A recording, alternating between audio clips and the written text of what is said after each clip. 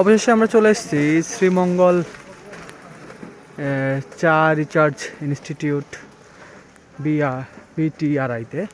এটা হচ্ছে একটা চা বাগান, এটা অনেক ছোট রাস্তার পাশের একটা চা বাগান। তো দেখা যাচ্ছে এখানে চা পাতাগুলো শীতের কারণে সব ঝরে গেছে, নতুন করে পাতা আসতেছে, কুড়ি আসতেছে।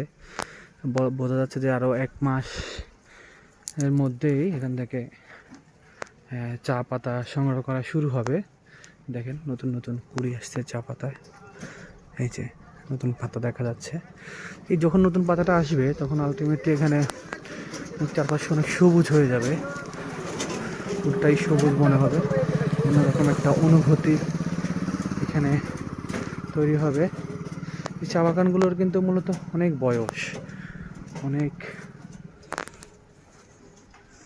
অনেক এক একটার বয়স 200, 250, 300 বছরও নাকি আছে এরকম চা বাগান এখানে। কিছু কিছু নতুন বাগান আছে আবার এখানে। তো এই বাগানটা ছোট, আমরা আরও কিছু বাগান দেখাবো। বাগানগুলো আসলে অনেক বড় বড় বাগান এখানে আছে, বিভিন্ন কোম্পানিগুলো এগুলো ঠিক কিনে নিয়েছে বাগানগুলো। আমরা এই যে এখন একটা বাগান আপনার দেখাবো একটু পরে।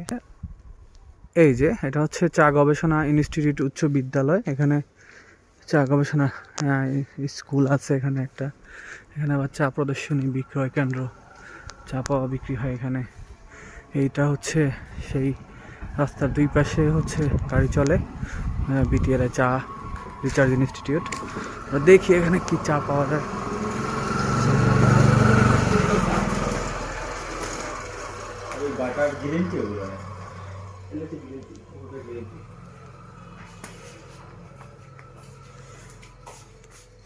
গ্রিন টি, ব্ল্যাক টি আছে এখানে। এটা প্রাইসটা তো অনেক হাই। আপনার এই হাফ কেজি 400 গ্রাম চার দাম হচ্ছে 400 গ্রাম 420 টাকা। তো এটা হচ্ছে আরেকটা বাগান আপনাদের দেখাচ্ছি। এই বাগানটা বিটিআর রোডের একদম পাশে এই বাগানটা দেখা যাচ্ছে। হ্যাঁ, বাগানটাতে আসলে এই মাথায় এখান থেকে দেখা যাচ্ছে, ওই মাথায় কিন্তু কিছুই দেখা যাচ্ছে না, মানে অনেক বড় এই বাগানটা। এখানে একটা প্রাচীর দেখা যাচ্ছে, তারপরেও কিন্তু সব বাগান। ঠিক আছে, মানুষজন আছে এখানে।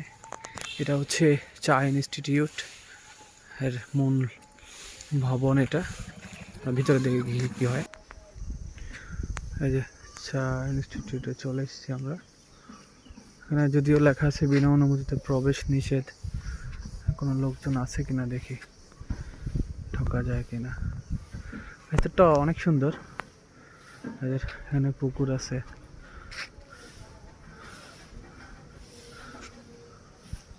হচ্ছে মেইন ভবন।